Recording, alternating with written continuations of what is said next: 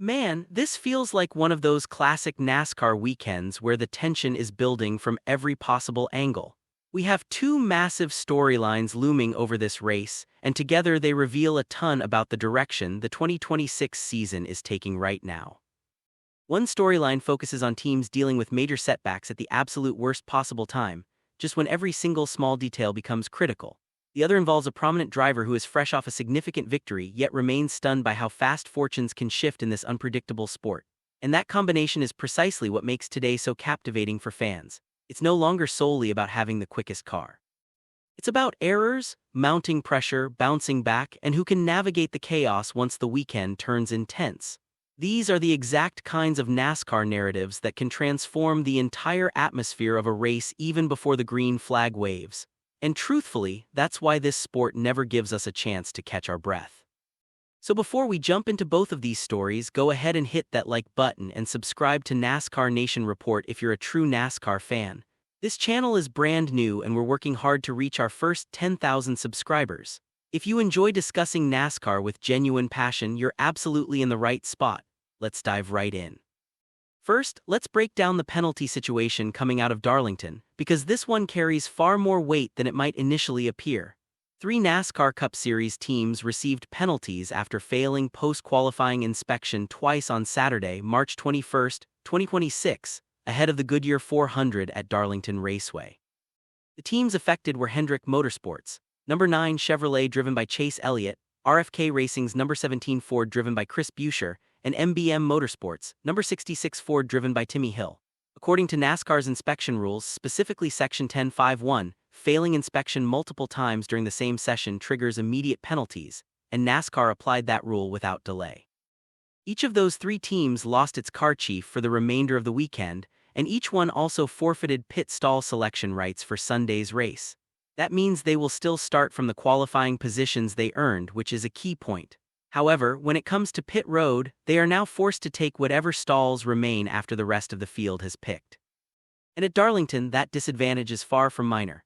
Anyone who follows this track year after year understands that Darlington Raceway will punish even the smallest edge against you. It's a 1.366-mile oval. It's narrow, it's tricky, it eats up tires, it makes passing extremely difficult, and pit strategy can completely determine the outcome of the race, so losing the chance to select a favorable pit stall can alter your entire afternoon. A poor stall can result in slower entry, slower exit, reduced working space, and a much greater risk of dropping track position during green flag pit stops or late cautions. At a demanding place like Darlington, where clean air and track position are so vital, that penalty really stings.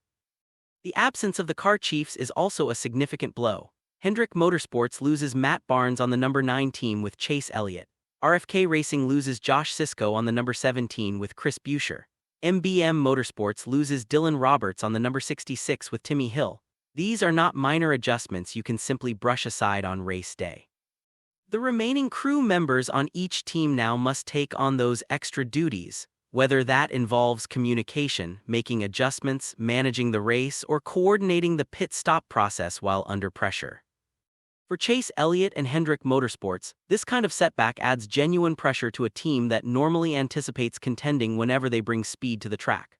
For Chris Buescher and RFK Racing, it's especially frustrating because they have demonstrated consistent performance this season, and this is precisely the type of track where flawless execution counts more than hype. And for Timmy Hill and MBM Motorsports, it might be the most challenging of all because smaller teams lack the same safety net or depth to handle such a setback. The one positive note for all three teams is that none of the drivers must serve a pass-through penalty on the initial start. Chase Elliott, Chris Buescher, and Timmy Hill will all take the green flag from the positions they qualified for, so this is not a complete catastrophe before the race begins, but it definitely builds extra pressure once the event gets underway because now every pit stop, every strategic decision, and every adjustment carries heavier importance. And honestly, this is exactly why NASCAR continues to strictly enforce inspection standards. The sanctioning body aims to apply the competition rules equally to every team, and whether fans agree with the timing or not, the message is unmistakable. If you fail inspection twice, there will be consequences. Now the real test is whether these teams can overcome it as the race plays out. Now let's move on to the second story because Denny Hamlin provided a truly insightful perspective on what unfolded during his Las Vegas victory, and it illustrates how strange a race can feel even when you ultimately celebrate in victory lane. On the latest episode of his Actions Detrimental podcast, Hamlin expressed disbelief about the speeding penalty he received during the middle of the race. He said he was shocked by it because, from his perspective inside the car, he thought he had followed the team's instructions on running the lights exactly as directed. In his mind, he was carrying out precisely what was expected. Hamlin said, "We got that penalty, I was shocked." And what stands out is that he did not simply point the finger at NASCAR and leave it at that. He acknowledged that the team had miscalculated something. He explained that if he had run his lights the way the team told him to, then he should not have been speeding, which made him conclude that the team had probably misjudged the distance between the timing lines or how NASCAR was measuring that particular zone. He even noted that several other cars had sped in that same area, leading him to believe it was a more sensitive section than they had anticipated. That is such a quintessential NASCAR detail, and dedicated fans know exactly what that implies. Sometimes these races boil down to minute measurements, narrow timing windows, and educated guesses about exactly where the limit sits. And when you miss it by even a small margin, your entire race can be turned upside down. That is exactly what happened to Hamlin. He was forced to completely readjust his strategy after the penalty and begin battling his way forward through the pack. What makes the story even more remarkable is the way he responded. Hamlin mentioned that roughly 15 laps after the penalty, he had already picked up around 10 positions, and that progress gave him confidence that there was still ample time remaining. That reflects the mindset of a seasoned veteran driver who understands how to manage a race rather than falling into panic. He observed the recovery unfolding live, stayed composed, and continued working the event from that point onward, and ultimately it paid off. Hamlin crossed the checkered flag first at Las Vegas this past Sunday. So even though the race featured a penalty that left him stunned, he still converted it into a victory. That reveals a great deal about the speed in that car, but it also speaks volumes about Hamlin as a driver. Love him or hate him, he ranks among the best at figuring out how to recover when a race becomes chaotic. The broader implications are important here as well.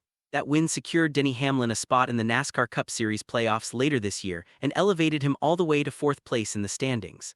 Ahead of him are Tyler Reddick, Bubba Wallace, and Ryan Blaney. And that is where this narrative becomes even more compelling because Hamlin is not only reflecting on his own performance. His 23XI Racing organization currently boasts the top 2 drivers in the standings with Tyler Reddick and Bubba Wallace out front, while Hamlin himself is right in the thick of it following the Vegas win. That represents a powerful statement about the strength of that entire group through the first 5 weeks of the season. From a fan's point of view, this is one of the most intriguing aspects of the year so far. Denny Hamlin continues to find ways to win, continues to demonstrate that experience counts, and continues to prove he can overcome mistakes during a race. At the same time, 23XI Racing has Tyler Reddick and Bubba Wallace leading the standings, with Ryan Blaney right there alongside them. That gives the entire championship battle a much more intense feeling this early in the season. And now the focus shifts to Darlington, which serves as the ideal venue for both of these stories to intersect with reality. On one hand, you have Chase Elliott, Chris Buescher, and Timmy Hill heading into the Goodyear 400 facing real disadvantages following those inspection penalties. On the other hand, you have Denny Hamlin arriving with fresh momentum, confidence, a recent victory, and a playoff berth already locked in, even after navigating one of those moments that could have ruined his entire day in Las Vegas. That is why these two stories are so meaningful when viewed together. One is about teams having to react after pre-race errors. The other is about a veteran driver reacting to an in-race error and still prevailing anyway. Combining them truly captures the essence of NASCAR at this moment. It is not simply about who possesses the most speed. It is about who can adapt, who can endure pressure, who can recover when situations deteriorate, and who can remain sharp enough to seize opportunities when they arise. Heading into Darlington, I believe fans have every reason to pay close attention to these situations. Can Chase Elliott and the number 9 team overcome the loss of Matt Barnes and an unfavorable pit stall draw? Can Chris Buescher and the number 17 group maintain their consistent form despite losing Josh Sisco? Can Timmy Hill and MBM Motorsports battle through a difficult circumstance after losing Dylan Roberts? And can Denny Hamlin sustain this momentum after transforming a race that included a speeding penalty into a trip to victory lane? That is what makes this weekend feel so exciting as a NASCAR fan. There is pressure, there is controversy, there is momentum, and there are real consequences already influencing the race before it even begins. And that's the major takeaway here. Darlington is already poised to challenge everyone. The penalized teams now must demonstrate they can adjust under pressure. And Denny Hamlin arrives looking like one of the strongest contenders in the garage after proving once again that even when things go wrong, he knows how to recover better than almost anyone else. So tell me what you think in the comments. Do these penalties seriously impact Chase Elliott, Chris Buescher, and Timmy Hill at Darlington? And following that Las Vegas win, do you view Denny Hamlin as a legitimate championship contender this season? Drop your thoughts below.